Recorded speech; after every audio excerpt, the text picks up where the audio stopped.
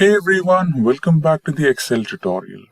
Now in this tutorial, we will learn about how to repeat a task in Excel using a shortcut key. For example, let us try to highlight the students with percentage above than or equal to 80%. So here I have selected a particular cell range. I have highlighted it as green color. Now we have a few more students. Now you cannot do this every time, right?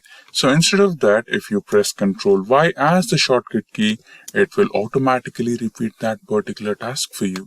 Again, there is one more shortcut key which will help you here. So you can simply press the key F4, which is the function key F4, to repeat that particular task for you. Right?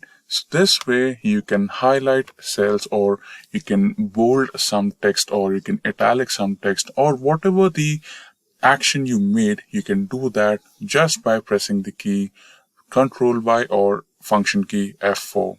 So thank you.